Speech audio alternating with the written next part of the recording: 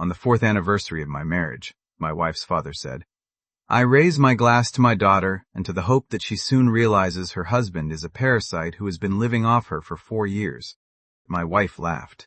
So I looked at her and took off my wedding ring, in front of our family, friends, and coworkers. Her father had just declared that I had been living off his daughter for 4 years, waiting for the right moment to claim a share of the family's assets. I placed my wedding ring on the tablecloth, right between us. And then Claudia stopped laughing. "My name is Adrián. I was 39 years old and the owner of a cybersecurity company. I learned to repair computers, develop systems for small businesses, and spent more than a decade turning that skill into a company with 24 employees. I wasn't a multi-millionaire, but I could pay for my house, take care of my mother, and look at every object I owned, knowing that no one had given it to me. I met Claudia 6 years earlier at a technology conference in Zaragoza. She was 34 and worked as the director of innovation for a chain of private hospitals. After one of her talks, I approached her to discuss an idea about medical data protection. Our first conversation lasted 20 minutes. The second lasted nearly 3 hours. Within a few months, we were inseparable. Claudia seemed to admire precisely what had cost me the most to build, my independence. That's why I never imagined that her family's money would end up entering our marriage like a third person. Her father, Esteban, owned wineries, hotels, and properties scattered across the country. The first time he invited me to his estate, he asked me questions about my income, my partners, and the value of my company. After we married, his comments became more frequent. If Claudia mentioned a trip, Esteban wanted to know who had paid for it. If we bought furniture, he asked if it had come from his daughter's account. When I purchased a house on the outskirts of the city and registered it in both our names, he commented that I had been very clever. Claudia always told me to ignore him. She said her father distrusted everyone, and that, deep down, he would eventually accept me. Our 4th anniversary seemed like the perfect opportunity to prove that the tensions were behind us. Claudia reserved the private dining room of a historic restaurant and invited 40 people. My mother traveled from another city to be with us. My business partner canceled a meeting in Lisbon, and several friends crossed half the country to join us. The dinner progressed with photographs, toasts, and memories, until Esteban stood up with a glass in his hand. He began by speaking of his daughter's talent, everything she had achieved, and the privileged future that awaited her. Then he looked at me.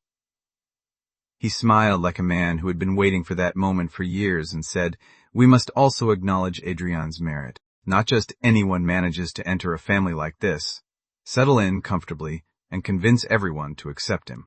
I searched for my wife's eyes, hoping she would stand up, stop him, or say a single word.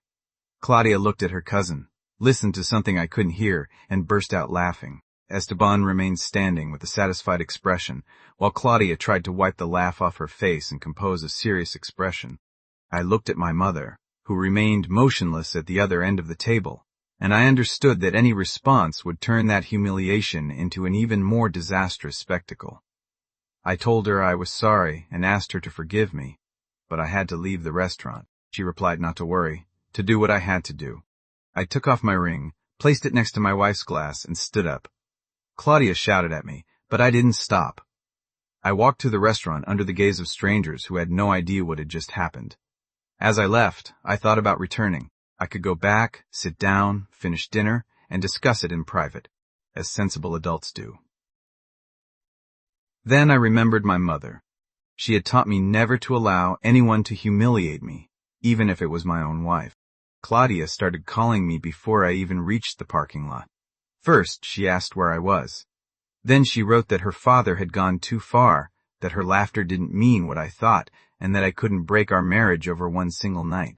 I drove to our house and sat in the dark kitchen. Around midnight, my mother called. She said she had seen my face when I left the ring, and that she was proud I hadn't allowed anyone to drag me into behaving the way they expected. Claudia arrived shortly after 1 a.m.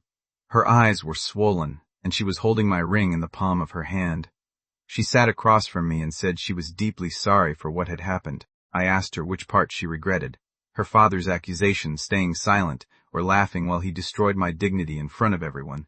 Claudia insisted that her cousin had made an absurd comment and that her laughter had nothing to do with the speech. Perhaps that was true, but it happened at the only moment when I needed to see her stand up. Then I asked her if she knew what Esteban thought of me. Her silence answered before her words did. She admitted that her father had been saying for months that I had benefited from the marriage, that the house should be solely in her name, and that one day I would try to access the family inheritance. Claudia hadn't told me because she believed she could control the situation. I looked at her and understood that the real problem wasn't Esteban. The problem was that my wife had managed, behind my back, an accusation that directly affected my honor. I told her I wouldn't make a decision that night, but that I also wouldn't put the ring back on until I knew whether I was married to a woman capable of choosing me when it came at a cost.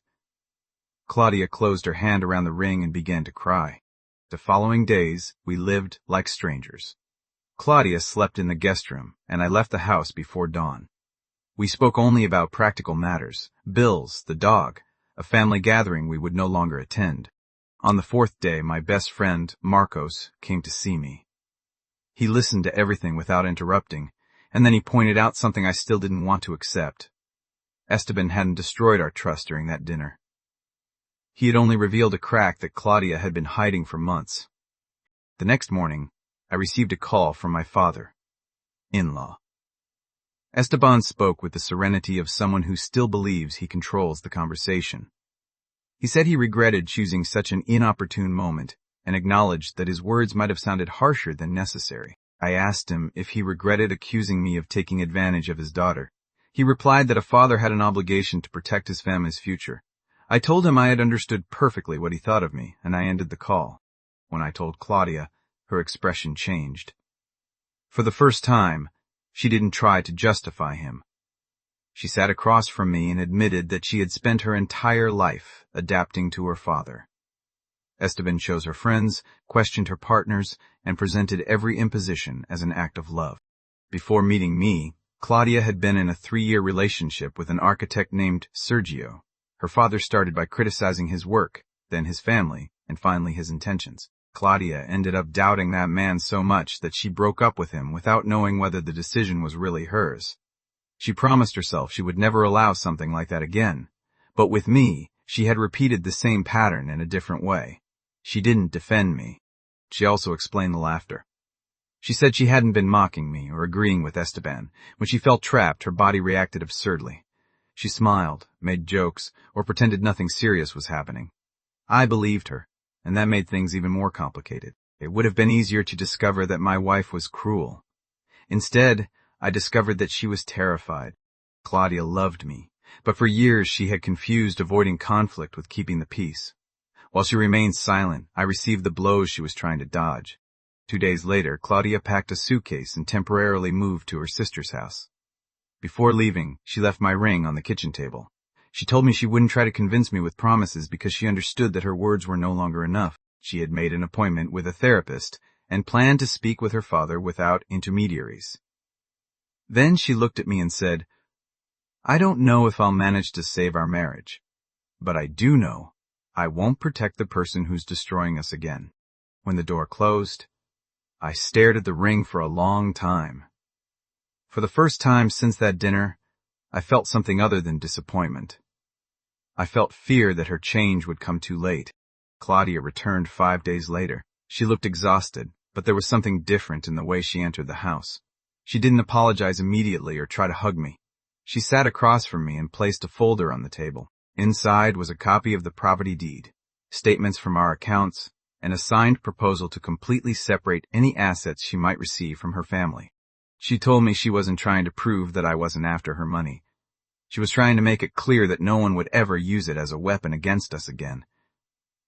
Then she added that she had started therapy and had already spoken with her father. Esteban had received one simple condition. He had to apologize for the accusation. Until he did, he would not set foot in our house, would not be invited to family celebrations, and Claudia would stop participating in her family's businesses.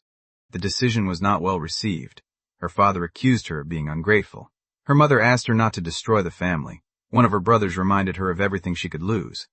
Claudia didn't back down. For the first time, she understood that a boundary without consequences isn't a boundary. It's a request the other person can ignore. I listened to everything without knowing what to feel. Part of me admired her firmness. Another part suspected that courage would disappear as soon as the pressure increased. I told her I couldn't trust her again just because she had said the right words.